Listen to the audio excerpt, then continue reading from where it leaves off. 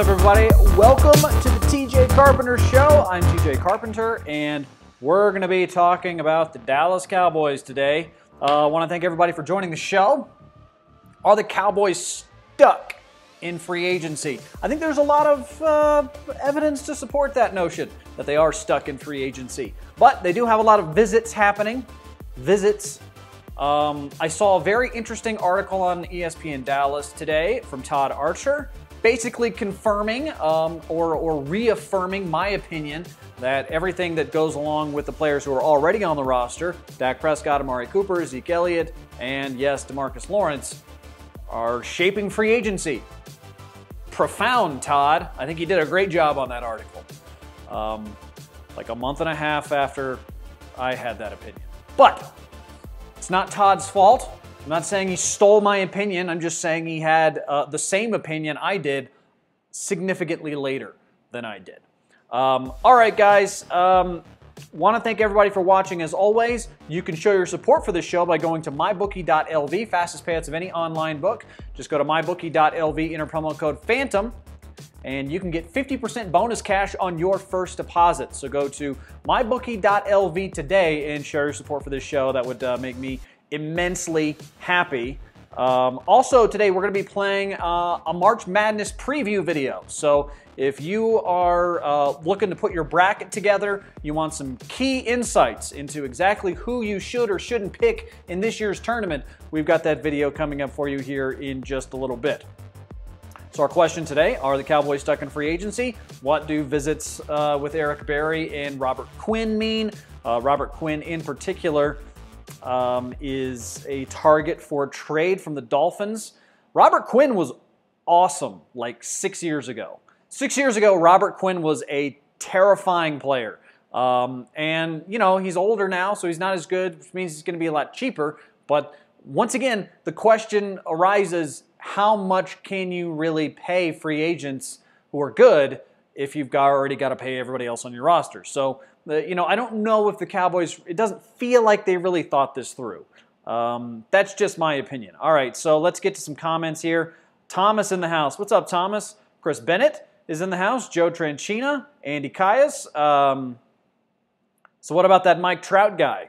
Yeah, Mike Trout, $430 million contract over 12 years. Are we 100% sure that Kyler Murray is going to play in the NFL? Does he really want to be an exclusively NFL player? When they're handing out money like that in baseball, that's what's so strange to me, man. And, you know, football is so much more popular than any other sport in America, and yet every other sport seems to be able to compensate their athletes better than the NFL. And it's really a really troubling thing, I think, to a lot of people. It's bizarre. It's odd, isn't it? It's odd that Tom Brady makes like a fraction of what. You don't even have to pick Mike Trout. You know, you could talk about Jeff Samardzija. Jeff Samardzija makes more money to be a below-average pitcher than Tom Brady does to be the greatest quarterback in NFL history. It's very strange. It's very, very odd. Danny says, will TJ read my comments today because Ari didn't and I commented 6 times with some real facts? Shaking my head. What up, TJ? Danny, I will read your comments, but if I skip them, don't get offended. I'm not skipping them because I don't like your comments. I'm skipping them because I get off on tangents and I can't read everybody's comments. But I'm very excited to have you on the show, Danny. Thank you very much for watching. Andy, he's pretty rich now, yeah? Yeah, $430 million is good. It doesn't go as far in LA as it would in Texas, but yes, he has got a lot of money right now, and good for him. Good for him for having a lot of money. Rick Shelker in the house. What's up, Rick? Andy, too bad no one cares about baseball. Yeah, that's, you know, we've talked about how to fix baseball before, and, you know, I said Mike Trout earlier on Twitter. I asked the question, Mike Trout is the most boring athlete, superstar athlete since blank. And most people say Tim Duncan, which is a good answer. But yeah, it's not that he isn't good. He's very good. But baseball's boring, and he's boring in baseball, which it's like boring on top of boring. I can't handle that. So yeah, he's really, really good. It's great that Mike Trout's really good.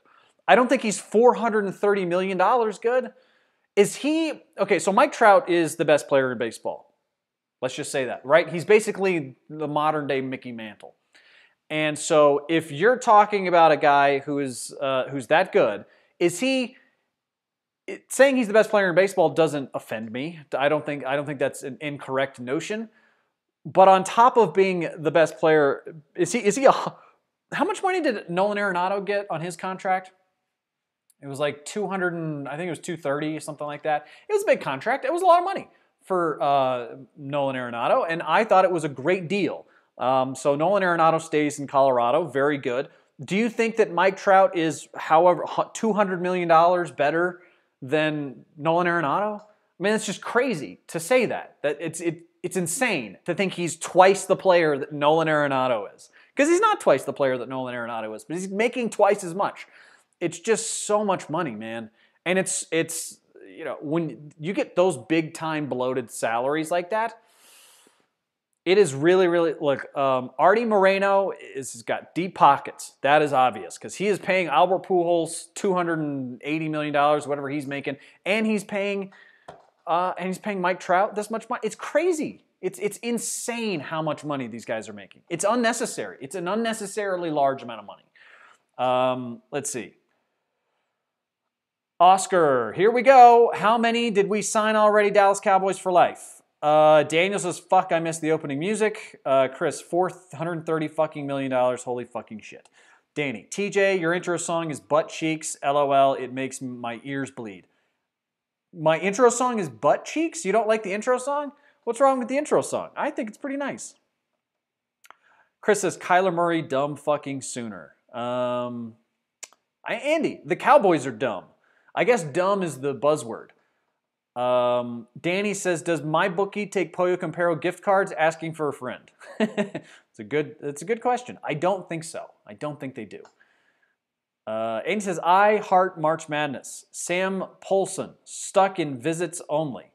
Oscar, don't underestimate Quinn. I'm not underestimating him. I'm just saying he used to be a lot better than he is now, which would make him fairly cheap if they did make that trade. But, you know, he would have to approve the trade, and they're going to have to approve the money. And I also think that, you know, there's a lot of problems right now on the defensive line for the Cowboys that they can't really, they can't really fix. And, you know, there's the DeMarcus Lawrence issue where he's not going to play on the franchise tag, so they've got that problem. They're just kind of pushed that problem off to the side for now, but they've already allocated $20 million of cap space to him. So then now they've got to figure out whether or not they want to try to restructure and re-sign Dak Prescott this offseason or wait until next offseason. And then what do you do with the other contracts? Could one of the potential free agent signings you make this offseason negatively impact your ability to sign Dak Prescott next offseason? There's a lot of moving parts here. Let's see. Sean says, if I'm a two-sport athlete, I'm not playing football. Andy, Jeff Samardzija, that's the guy you pick? I'm just saying it's like some rando pitcher in Major League Baseball is making more money than the greatest quarterback of all time who is still playing. And that's insane to me. That's insane to me that is Jeff Samardzija not a good example of a meddling pitcher? I feel like he's just a guy. Jeff Samardzija is just a guy. Who else is just a guy? Let's see. Is it Andy Kennedy? Who's the Kennedy? Ian Kennedy. Ian Kennedy? What about Ian Kennedy? He's making more money than that guy. He's making more money than Tom Brady. Let's see. Chris says, did you see the Robert Kraft news? I did not see the Robert Kraft news. What's happening with Robert Kraft? Do I have to look this up? Let's see. Robert Kraft. What's happening with Robert Kraft? Florida prosecutors offer to drop solicitation charges against New England owner Robert Kraft. That's amazing. They're going to drop the solicitation charge? Why? I guess good for Robert Kraft, but how do you get the DA to drop charges when they've got you on video? That's weird. That's very strange.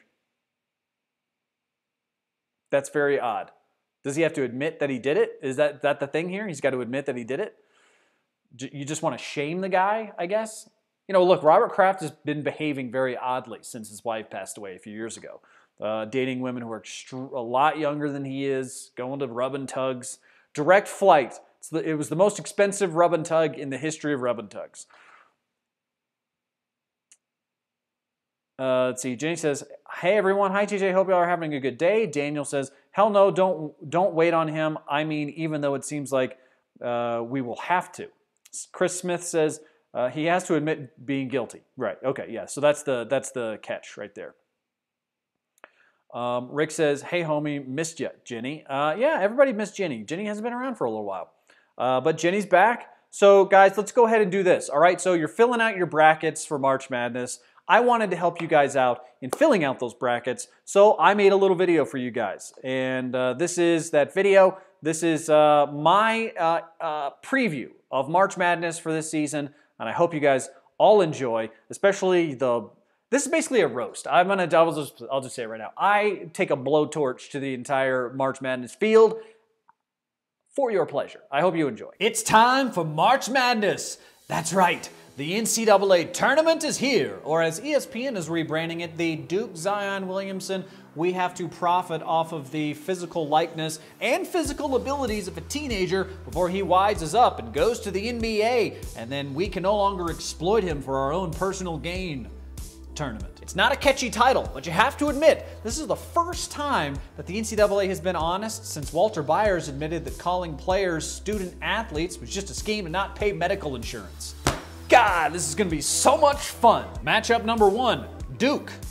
It doesn't really matter who they play. They should just be honored to be on the same TV screen and mentioned in the same sentences in the same breath as Duke and Zion Williamson, who is the savior of basketball. He's already sacrificed his shoe for our sins. Now it's time for him to also sacrifice his own financial worth and perhaps promising future in the league for our own financial gain, or the financial gain of the NCAA. America's most corrupt institution, Mississippi State versus Liberty. That's right, the Fightin' Bulldogs and their coach Ben Jowland versus the Fightin' Falwells, Liberty. It's the battle between teaching creationism at a public university and type 2 diabetes. Doesn't matter who wins, science loses. So I'm gonna go with type 2 diabetes, which I believe represents Liberty? Go with Liberty. Virginia Tech versus St. Louis. The Fightin' Turkey people versus the whatever the Billikens are. If you don't know what a Billiken is, I'll tell you. It's a mythical creature that goes around solving problems for people and making the world a better place, all while also preaching the gospel of Jay Billis. And for that reason alone, they must be stopped. I've got the Hokies here. Louisville versus Minnesota. Best troll job the NCAA has done in its history.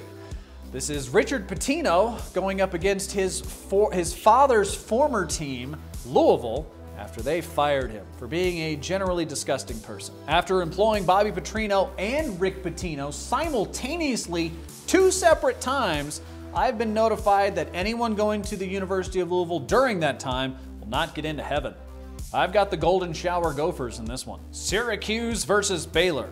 Now, if this were a tournament to see who is best at covering up a homicide, both of these teams would be #1 seeds. But it's not.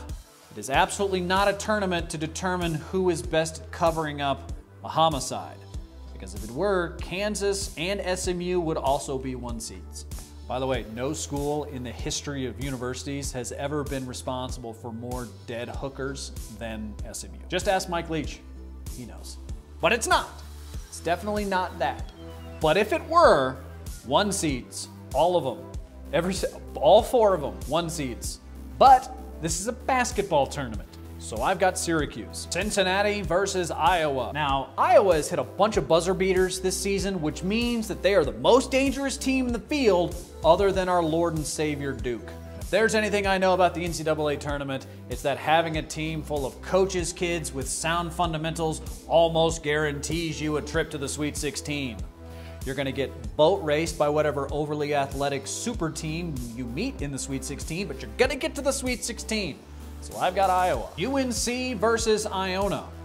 I only use the word bloodbath when describing violent Civil War battles, the movie Caligula, and whoever UNC plays in the first 2 rounds of the NCAA tournament every year. So I've got the Tar Heels in a bloodbath. Kansas versus Northeastern? Is that a real school? Not Northwestern, Northeastern. Okay. Kansas versus Northeastern. If you didn't know, Kansas is currently under investigation in both football and basketball. They're trying to figure out a way to pin a dead hooker on their coach so they don't have to pay him his settlement money. And Bill Self has been under investigation for recruiting violations pretty much every season he's been at Kansas. And he's never been popped. So, if that doesn't convince you that Kansas is dirty, maybe the fact that despite all of that, the fact that they were totally average in the Big 12 this year, and yet are still in a region in which they can play in their own backyard later in the tournament, if that doesn't prove it to you, nothing. Oh yeah, and they're playing against a school I'm pretty sure is made up. Pretty much confirms that Kansas is dirty and is gonna get the death penalty soon. At least if there's any justice in the world, which there isn't, so probably not. But just in case, I'm taking Kansas because this will probably be the last opportunity I get to do that for a while. Enjoy the NBA, Bill Self. I hope whatever NBA superstar uses you as a towel boy is satisfied with your services. Iowa State versus Ohio State. If you're buried under mountains of student loan debt, you probably went to Ohio State. And if you received a degree in the mail from a university you didn't attend, you probably went to Iowa State, according to Iowa State. That being said, the Cyclones are one of the best tournament teams in America, so I got the Cyclones all the way. Kentucky versus Abilene Christian. If there is any team that deserves to lose in a tragic, tragic, tragic fashion, it's Kentucky. And I'm just gonna go out on a limb and say that I think God is on your side, Abilene Christian. And I base that off of the fact that you have Christian in the name of your university. And if you lose to Kentucky, I'm pretty sure that confirms that God doesn't exist, or at the very least, isn't on your side. And at the very worst, is punishing you for something you've done horribly, horribly wrong.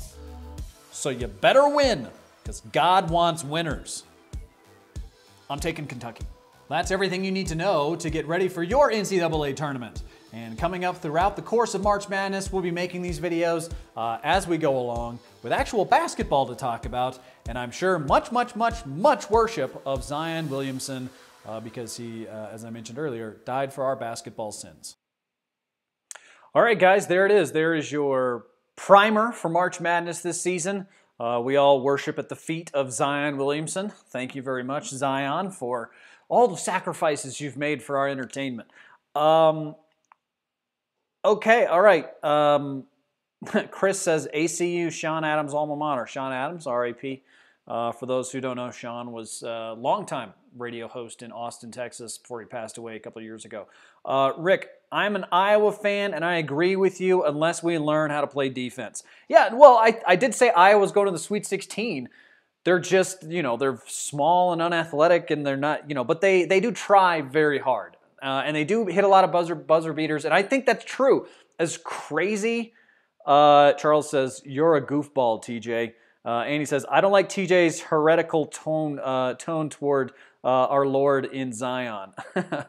Let's see, Chris, Arkansas and Texas are in the goddamn NIT. I know, and I remember there was a time, this is absolutely true, there was a time when Arkansas would turn down the NIT because they were so upset that they didn't make the NCAA tournament. There was a time when that was the standard for Arkansas basketball. Clearly not the standard for Arkansas, any Arkansas athletics anymore, except for baseball and track. That's all they're good at anymore. They're terrible in football, they're terrible in basketball, they're terrible in pretty much everything except for baseball and track.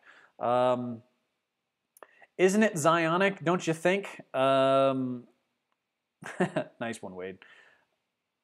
Ginny, I know nothing about college basketball. See, but that's the thing. Everybody fills out a bracket, even if you're not. I saw that a couple times. I saw a couple people say, I'm not into basketball. I don't follow college basketball. College basketball, do you still fill out a bracket even though you don't follow it? Because I'll fill out a bracket every year. Of course, I follow college basketball. I follow all sports, basically. I can understand if you don't care, but it's just a big national event. So I figured people might enjoy that. It sounds like some people did. Caligula. That's right, Caligula. There was literally a bloodbath in Caligula. Sean says, hard times here in Arkansas. Yeah, it's a bit rough. It's a bit rough down there. You know what's weird is that when I left Arkansas back in 2012, they were a top 10 team. They were like the 10th ranked team nationally in football, and they were ranked in basketball. And when I left, everything just went to shit.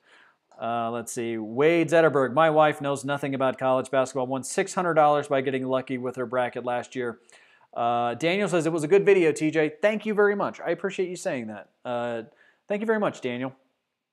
Ginny. I don't care. Not that I don't care, TJ. I know March Madness is a big thing. Yeah, no, that's the thing is everybody fills out a bracket. Even if you don't pay any attention to college basketball, it's literally everybody's got the same shot at being right. I will tell you this.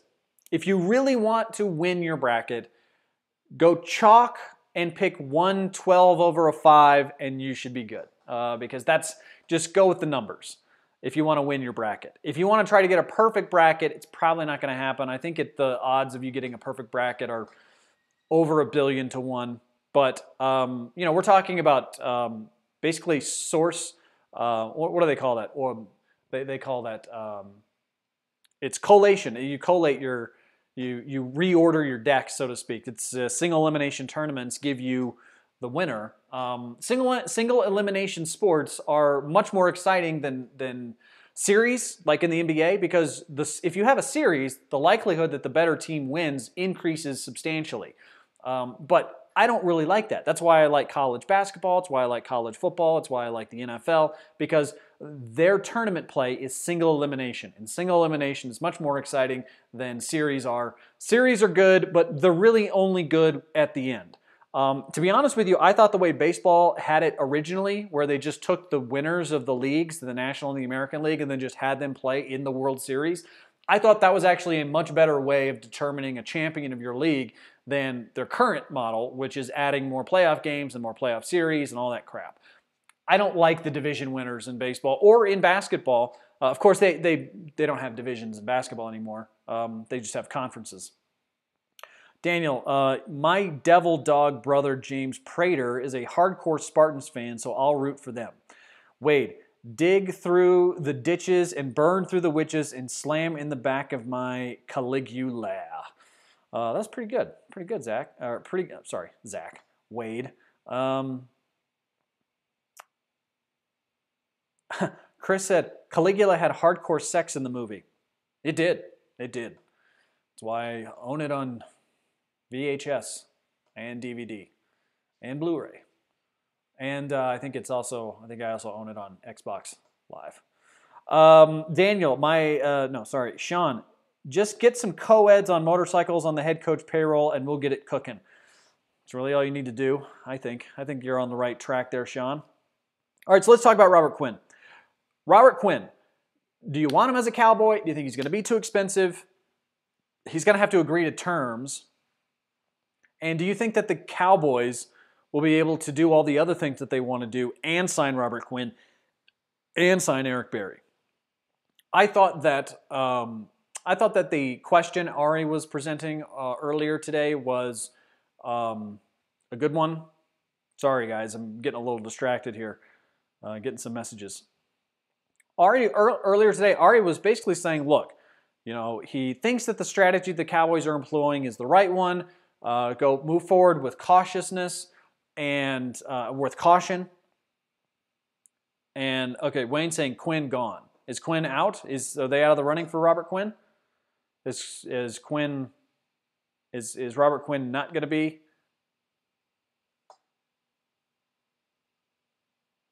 Okay. A young Helen Mirren is in Caligula. Yes. Right. Caligula was an interesting movie. If you've never seen Caligula, you should go look at Caligula.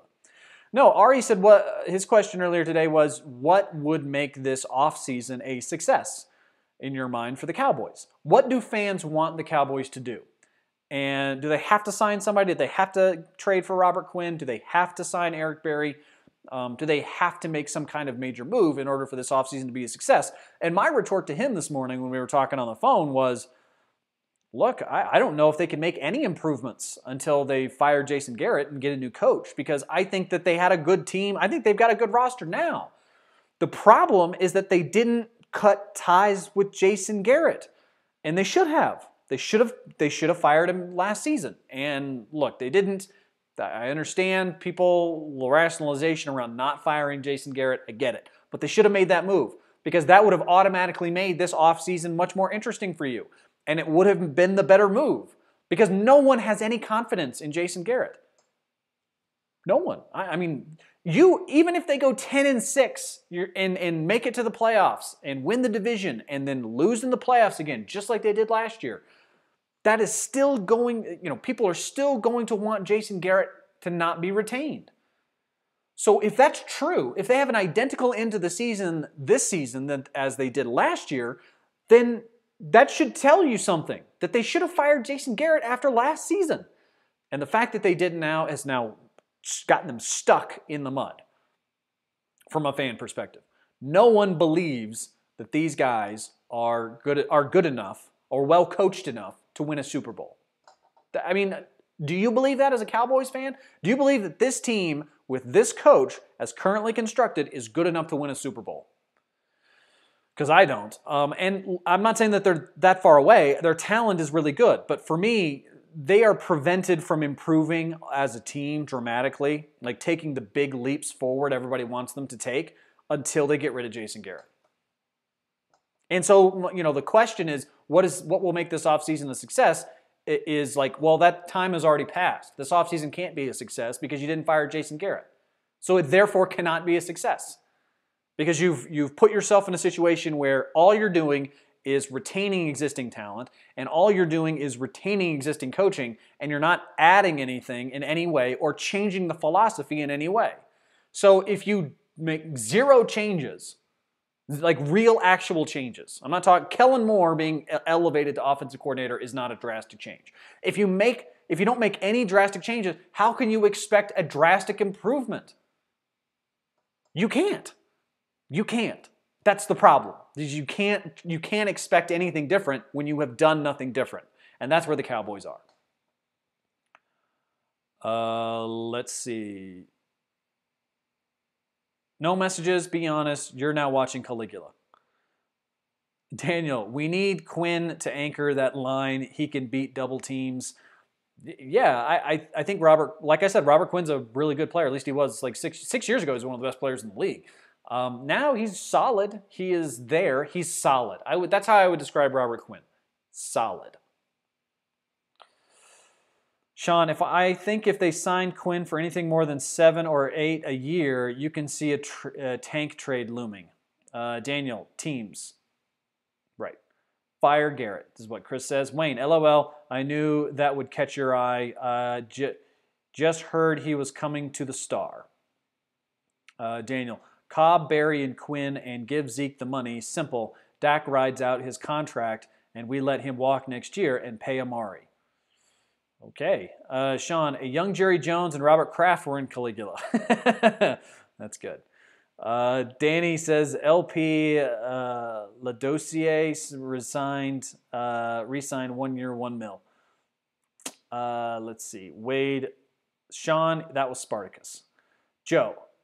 Oh, you're talking about Jerry Jones and Robert Kraft? Yeah. Joe Tranchina, if Cowboys don't win the Super Bowl, I want Jason Garrett gone. Miguel, talent is there, but not the right leader. Chris, Texas basketball has been Caligula under Shaka Smart. Bloodbath. Chris, well, Garrett is gone then. Wade, the Cowboys cannot win another Super Bowl if Jerry is still the owner. He's pathetic, a jersey salesman, nothing more. He didn't care about winning. He only wants to make money off of the crazed, unrealistic fans of Dallas. Daniel, and trade tank, yes. Sean says Jerry is going all in on Jason Garrett's 10-year contract extension. Chris, Dallas at worst has to make the NFC Championship for Garrett to keep his job. Jenny, I don't see Cowboys being anything different or doing anything different or going any further than they did last season, but I always have hope. Jenny, I think that's the difference. I've said this for a long time. There are certain organizations that you trust, and there are certain organizations that you hope for, that you have hope in. You can trust in the Patriots. You can trust in you can trust in a lot of teams. I would say, Kansas City Chiefs fans have a lot of reasons to trust Andy Reid and their organization right now, as opposed to just hoping that they're good.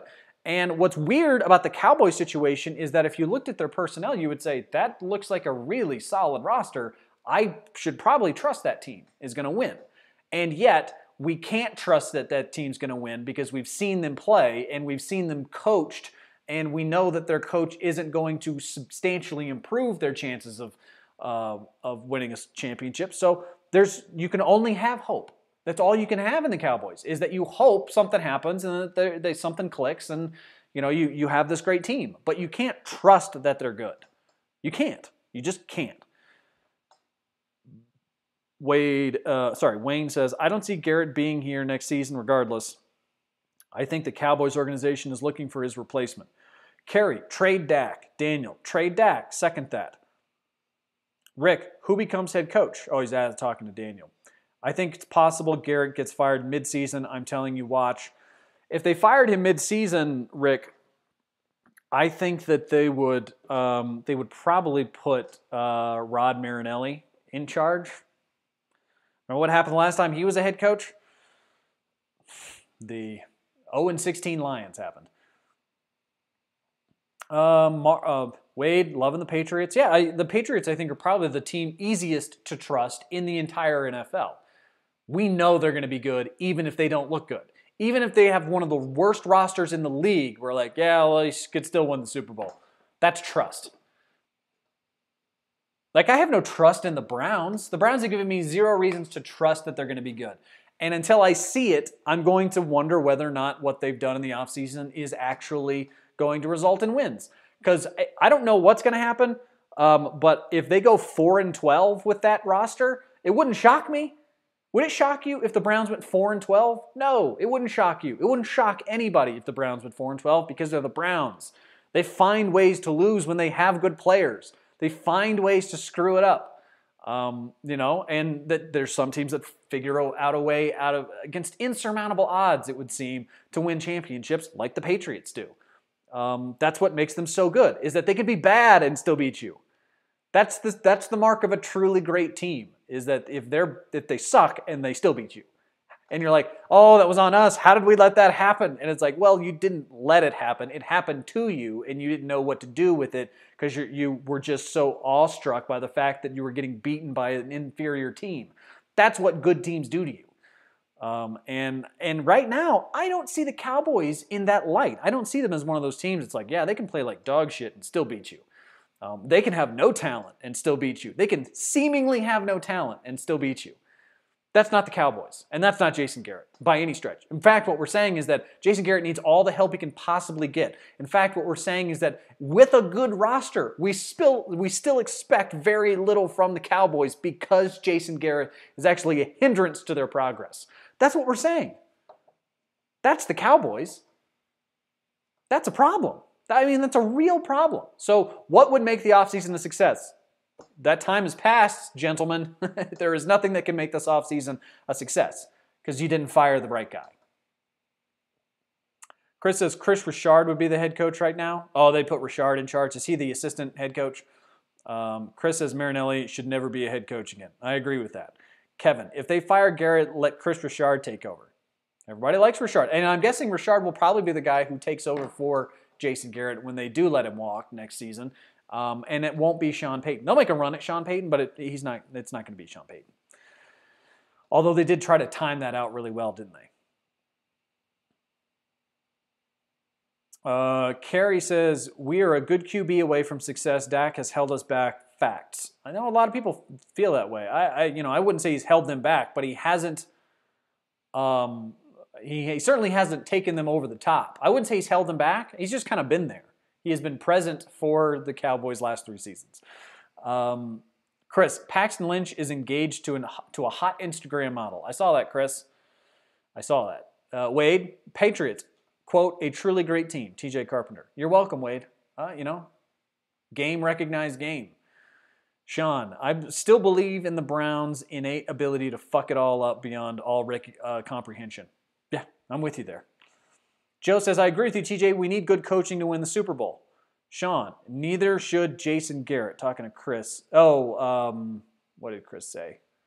I don't know what that's in reference to. Carrie says, only reason he hasn't retired is because we need him. When he's done with us, he'll retire. I don't know who that's in reference to either. Daniel, I do. Dak sucks. Y'all know how I feel. Laugh my ass off. Yeah, look.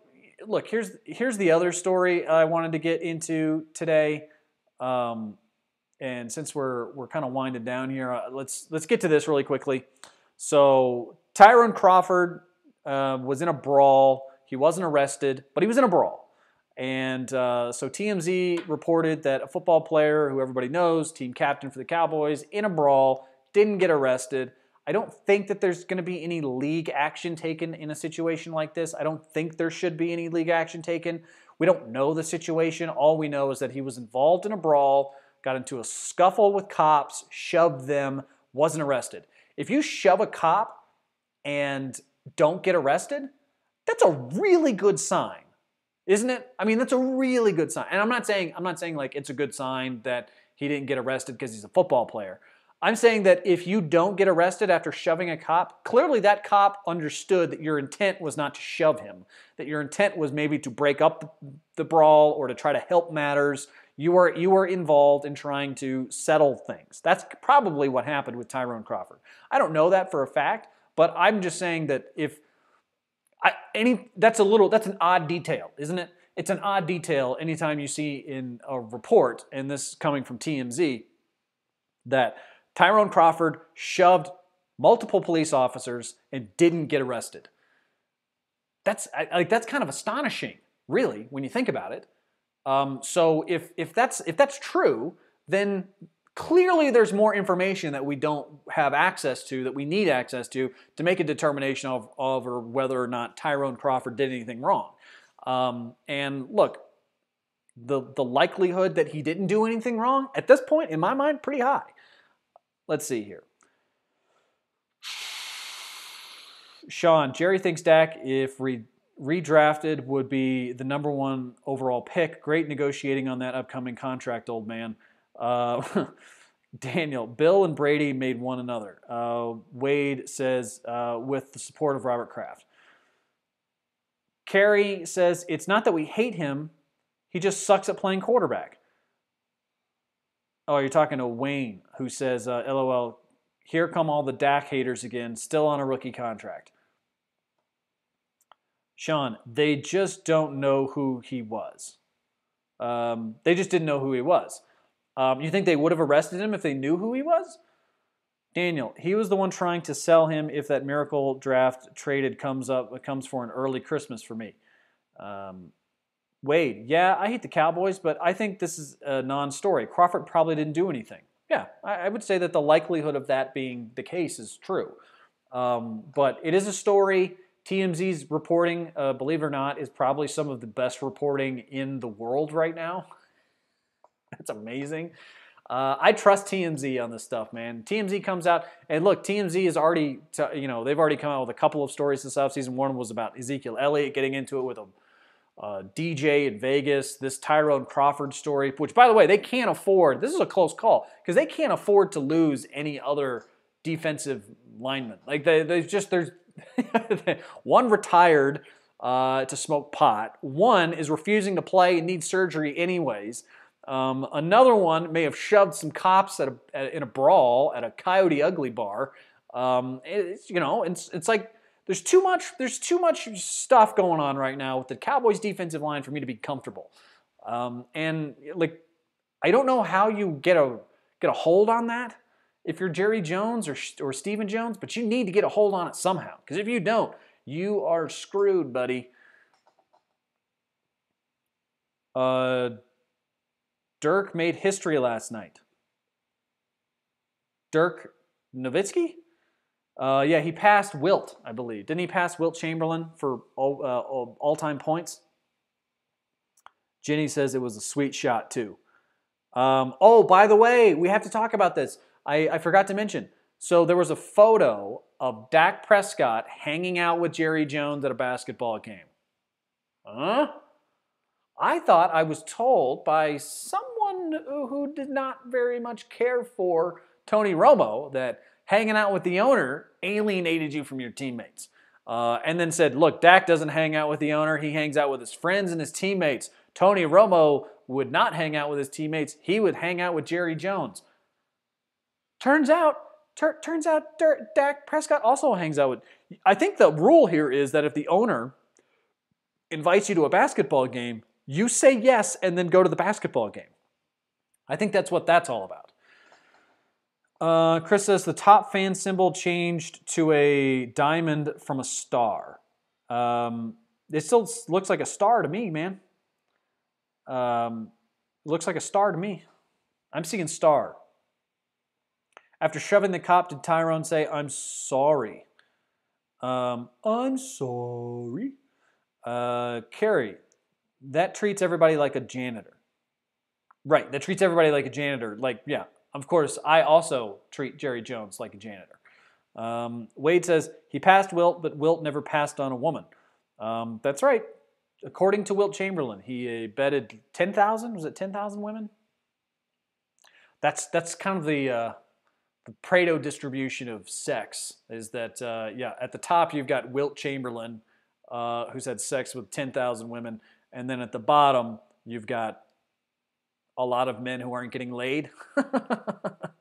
Joe says Dak just kissing up to Jerry for that money. Yeah. I think that's a good move, isn't it? It's a good move for Dak. If Dak's out for Dak, then hanging out with the owner and getting buddy with the owner who's writing your checks is a good move. It's exactly what you need to do if you're Dak Prescott. All right, guys, that's going to do it for me today. I want to thank everybody for watching the show. We're back. Really excited about the shows this week. So we'll be doing daily shows every day, I promise you, for the rest of the week, unless something crazy happens. Of course, maybe if something crazy happens, that's the perfect opportunity for me to be on. Yeah, shows the rest of the week. Want to thank everybody for watching as always. Don't forget to support this show by going to mybookie.lv, enter promo code PHANTOM, F-A-N-T-O-M. 50% bonus cash on your first deposit. Fastest payouts of any online book are at mybookie.lv. So please show your support for this show by going to mybookie and signing up today. Carrie says, good to see you again. Chris says, great show. Thank you guys so much. Sean says, but TJ, he's a great leader because he has backyard barbecues with players, not because he finds open receivers or throws the ball with any kind of consistent accuracy. Right. Sean says, Jerry getting that rub and tug from the star QB. Wayne, when is Dak hanging with Jerry? Wade says, good show. Deuces, Wade. Thank you guys very much, and please share our content, share this video, share some of our short form stuff. If you enjoyed the March Madness primer video, I think we're publishing that, a slightly cleaned up version of that a little bit later on today on the Phantom page. So please, by all means, share that video with your friends and loved ones.